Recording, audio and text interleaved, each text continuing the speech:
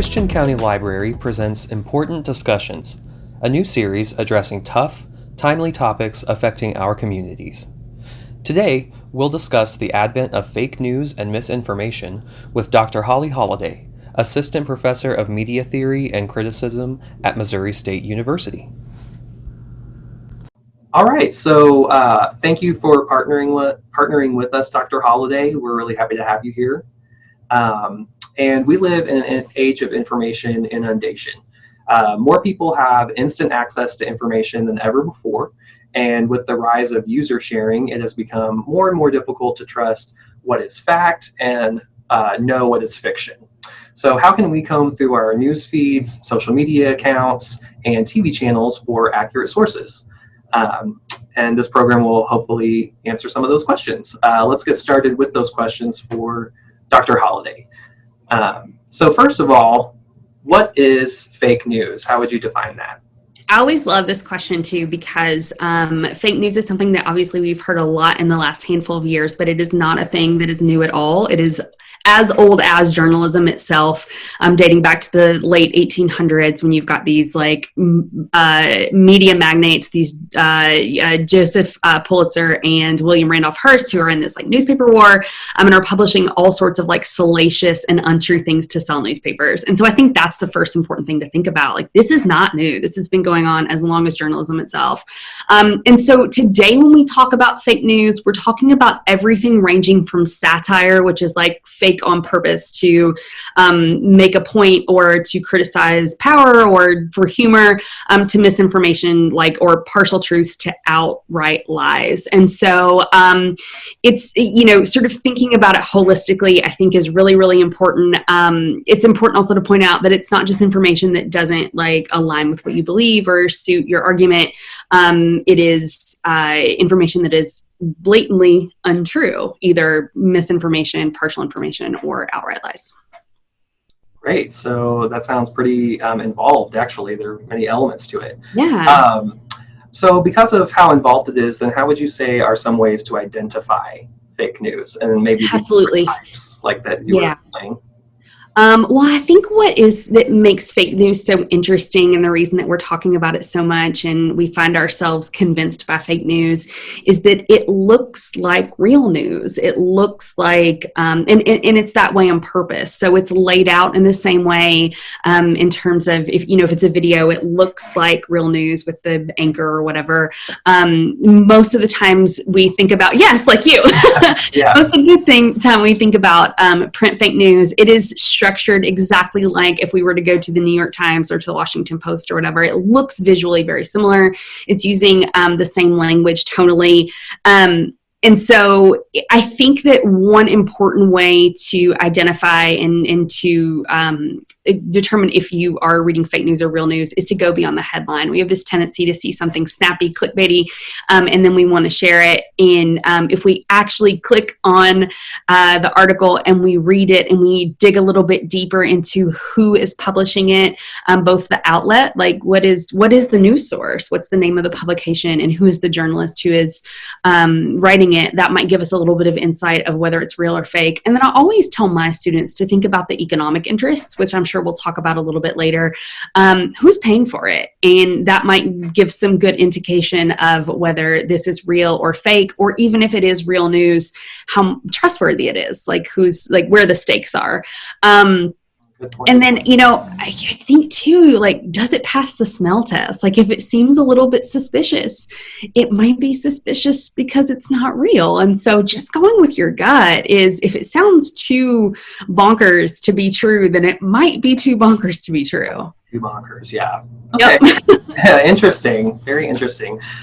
So you talked about different sources of information, and nowadays, we're surrounded by social media, very accessible search engines, things like that. So how do social media and search engines affect the news that we see? a lot. Yeah. I think this is something that we don't necessarily think about, but the way algorithms work on social media is that when we engage with content, we are more likely to see similar content or content from similar accounts. And so if you're on social media and you're seeing a whole lot of information that seems to agree with what you believe, and you're seeing those sources over and over and over, it doesn't mean that they're the best sources. It doesn't mean that they're true. It just means that this is the content that Facebook or Twitter or whatever knows that you like, and so it'll give you more of that. The other thing about Google that I think most people don't realize, we assume that if we search, we go to Google and we search for information, that we're all getting the same information, and that's not true either. All of our searches look a little bit different, and that's based on all sorts of things. Your past search history, what links that you've clicked in the past, which indicates you have an interest in a particular like source or subject, where we are, our location. So our location enabled status will give us different information. And if you've ever traveled and like Googled Taco Bell, you know that the Taco Bell that is going to bring to you in Springfield is different than the Taco Bell. And all it takes is simply Googling Taco Bell. It isn't like Taco Bell Springfield. If you're in Springfield, you get that Taco Bell. If you're in Washington, D.C. or Washington State, you get different Taco Bells. So it's based on location. It's based on your profile. Like, you know, I have a Google profile that is signed in all of the time, that is it's signed into lots of different sites, because we, you know, have been conditioned to sign in with your Facebook here and you get access to, or sign in with your Gmail account and you get access to. So the important thing, I think, is that we don't all get the same information. And that is the first step to really thinking about whether information is good or not. Just because this is what you get doesn't mean it's necessarily the best information. That is fascinating. So really, we're every time we search or we're on our social media accounts, it sounds like our experience is very much tailored to us. It's not an objective experience for everybody. And that's on purpose, right? It's the stuff that you know, companies know that you're interested in. And it's the same thing where I remember when I bought my house, it went from all of my targeted ads on Facebook were like dresses and shoes, to homeowners insurance and furniture. And it was based a lot on my Google searches of information about mortgages and those sorts of things. Yeah.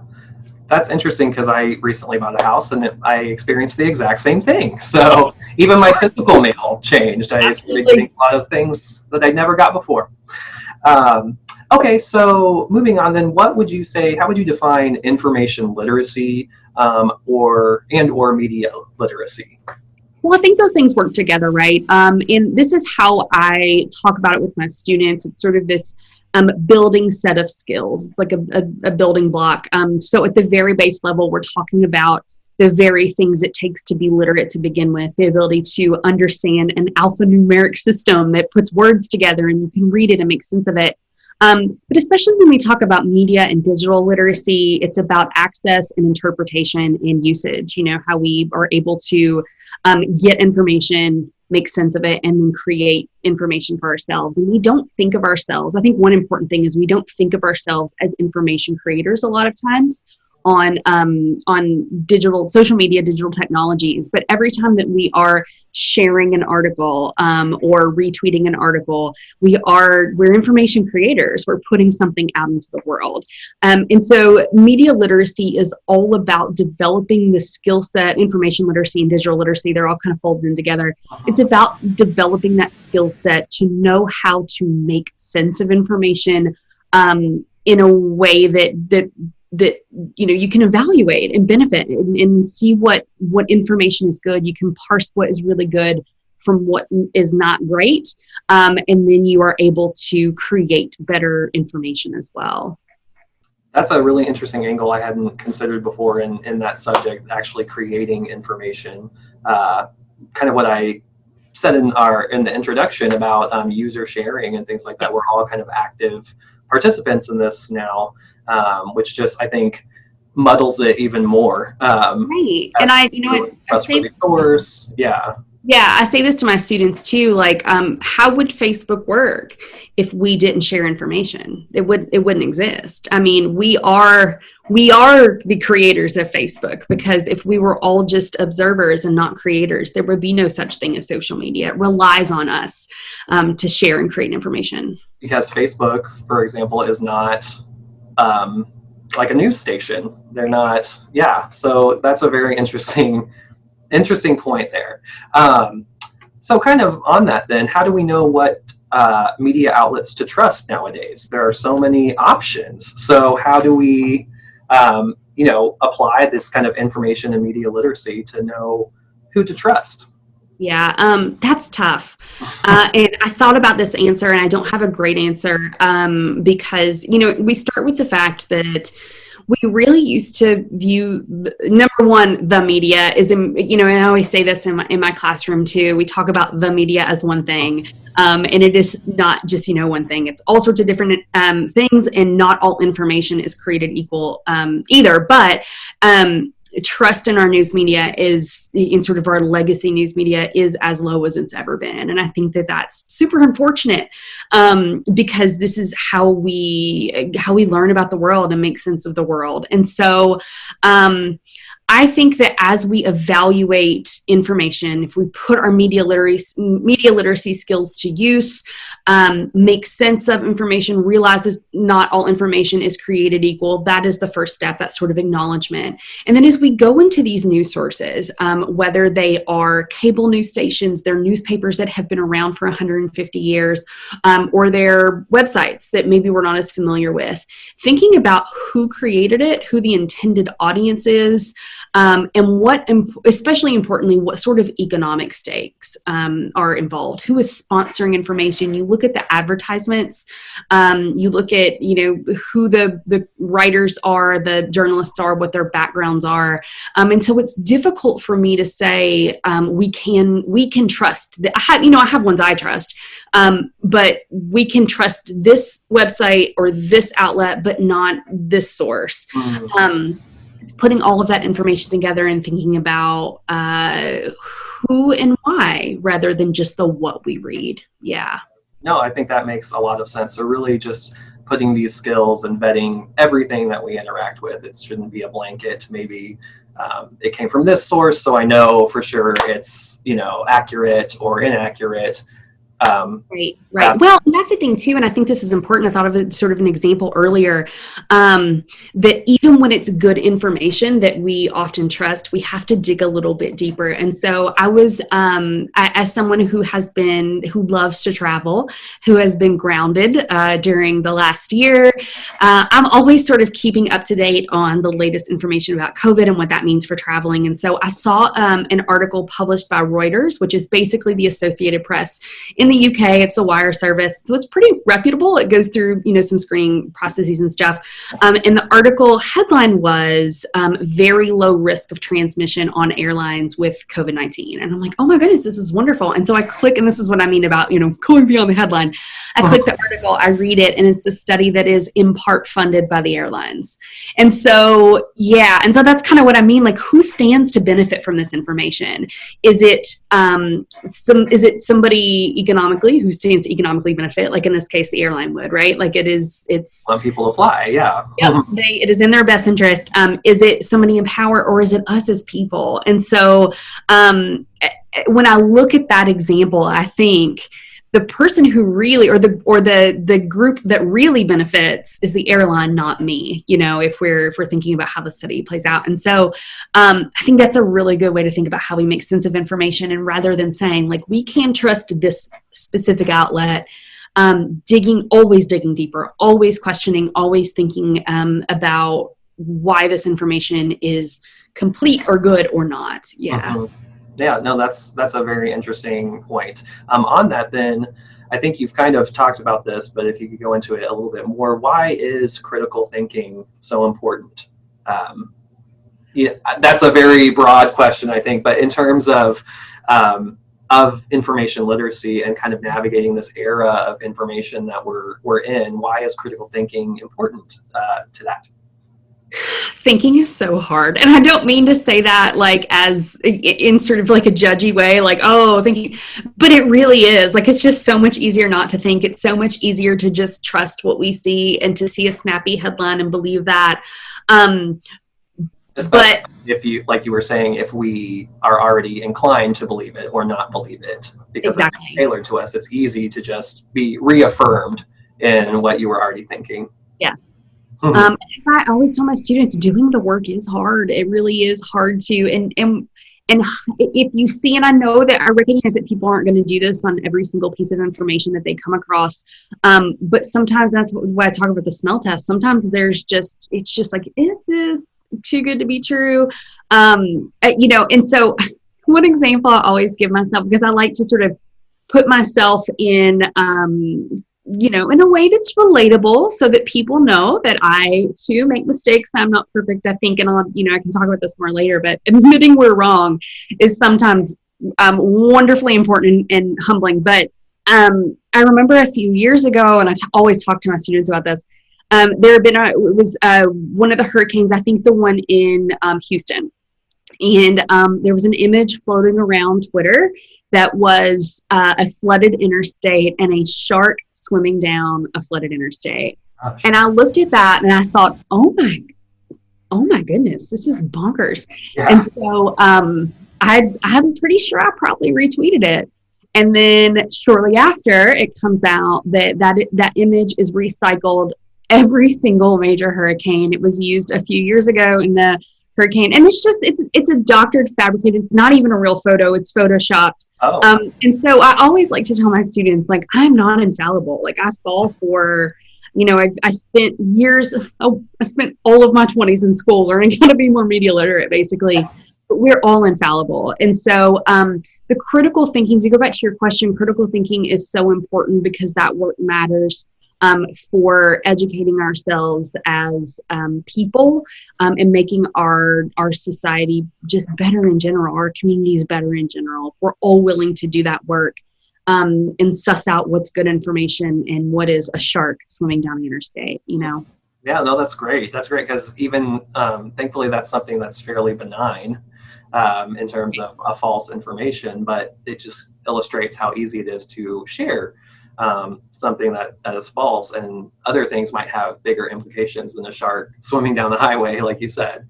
Well, and I think that's a really important point too, to go back to your question earlier about spotting fake news. It should have not passed the smell test, the shark swimming down the interstate. But a lot of times that's how that works. It's incredibly sensationalized. It's things that are too good, literally too good or too wild to be true. And if we can get just enough people to believe that shark really did swim down the interstate, that it is so unbelievable that if it's true, I'm just going to go ahead and share it in case it was true. So I know I was in on the correct information. Yeah. So yeah, there's a reason that it disseminates really wildly too. It's just sort of extra and larger than life. Yeah, it's what's interesting. Yeah. Okay, so yeah, I would say for critical thinking that that's kind of what public libraries especially stand for. We want to advance that in our communities for sure by offering equitable access to information for everyone in our communities. So what role do you see public libraries playing in this age of fake news? I'm a huge supporter and advocate of our public libraries. I think they are the most important community resource that we have. And I think you all are doing all sorts of things right. And if we're thinking about media literacy from an access and interpretation standpoint, public libraries are making really important, thoughtful decisions about what sort of periodicals and databases that they're subscribing to, if we, what information that they can give us, and then doing things like this that allow us to, not everybody, it's really easy to, sort of for most people to log on and to watch this, a program like this where you can learn in, 30 or 45 minutes how to make better sense of information. And without our public libraries, who would do this? And so it's such an important community resource in terms of both access and interpretation. Great. Well, I agree. Good, me too. So kind of combining all of what we've talked about with this kind of age of information that we're living in, the amount of information that we as users are creating on our social media, on websites, different things like that, information literacy, libraries, combining all of that. When people are engaging with information, can people truly then learn to change their minds on a subject? Or are we stuck in these, what they're called echo chambers of information when we're being fed the information that is tailored to us? Is it actually possible nowadays, do you think, to really engage and maybe change our opinion on something? Or are we stuck? Calling them echo chambers is a wonderful way to describe what I was talking about earlier, that when we engage with certain content online, that's the information that we continue to see, and usually that's information that aligns with what we already believe or the opinions that we have. And I don't mean to be sort of a negative Nancy about this, because yes, I absolutely believe that it's possible to do that. But as I mentioned earlier, we really don't like to be wrong. And there's something incredibly, like I said, just important, and there's a humility in being able to admit, to encounter new information, evaluate new information, and admit maybe I didn't get it right the first time. We're just really, really wary about doing that. So is it possible? Absolutely. But I think the important thing to point out is that it's something that we have to come to on our own. There's a lot of psychological research about the backfire effect that says that when someone presents us with new information that counteracts what we already believe to be true, it's better information, rather than evaluating that, changing our minds and saying, you know what, I didn't get it right the first time, we're more likely to double down on what we initially believed, which is unfortunate. And so that's why I say it's got to be something where we come to it with an open mind, where we do that work on our own, which is extra complicated in our digital age, because as we mentioned, when we go to Google and we start looking for information, we might be getting some things we already agree with. But that also goes back to why public libraries are so important, and the role that public libraries can play in your trained research librarians, who are and reference librarians who can point you to good information that might be things that you didn't get otherwise. And so not getting all of our information from Facebook, but doing the work to walk into your branch and ask, where can I find great information on that? Because that's what your librarians are trained to do.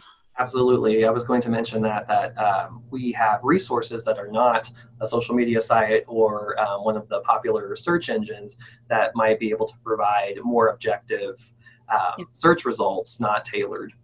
So we can help you with that for sure. Well, and the other thing I was going to say really quickly is, and that's why I say it's got to be a matter of, there's this idea of information and the way information flows, pushing and pulling.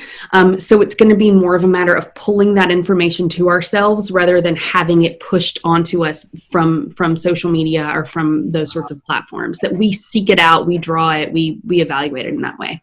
Yeah, we're not just sitting back and scrolling and having the information thrown at us. We're actually searching for it and trying to find the answer.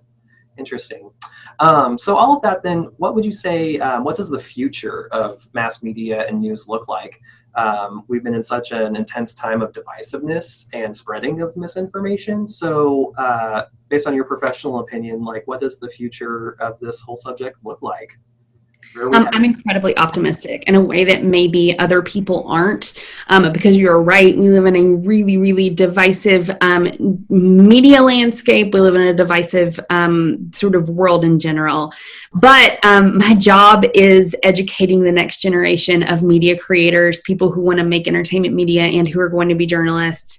And when I look at them and I see that the way that they don't take anything for granted, and they are always questioning the status quo, and they want to be better, and they are truly digital natives who have grown up with social media, just overwhelming access to an amount of information that we could never think of. And I'm not that old. I'm mid to late 30s, not that old, but just being only 15 years older than my students, it is just bananas how much more they knew than I knew at their age. And it's all about access to information. I'm optimistic because I think that we are coming up with the next generation of people who who hopefully won't tolerate some of the things that we're seeing when they're the ones in power. And I think it is our responsibility as people who are older millennials and Gen X, baby boomers, all of us that are older than those Gen Z folks I'm talking about here. I think it's our responsibility to get along on the ride with them. That we have the power, we have the ability to evaluate information and to determine what is good and what is sort of pulling the wool over our eyes, and make sense of the world, and to be generous with each other, to not just seek our information from one outlet, to not just seek our information from social media, but to go to your library and pick up a newspaper and read an actual newspaper, and to seek out information from all sorts of different sources. That was kind of a long rambling answer, but that was wonderful. I'm actually pretty optimistic. That's really great to hear, just because that question kind of came from just this era of divisiveness that we're living in. It can kind of sometimes feel a little hopeless to a lot of people, I think. And so, no, I think that's a wonderful answer. It gave me some hope as well, for sure. Good. Yes, absolutely. And I love that you reiterated public libraries as a great resource for information. So I think that pretty much wraps us up. Let me see. Yeah, so you just really helped us illuminate these timely issues for our patrons. So we really thank you for being here today. Dr. Holladay, thank you so much. Of course. Thank you for having me. I really appreciate it. I'm happy to share what I know. Thank you so much. And for more information on fake news, you can check out these resources on the following graphic, available through the Christian County Library.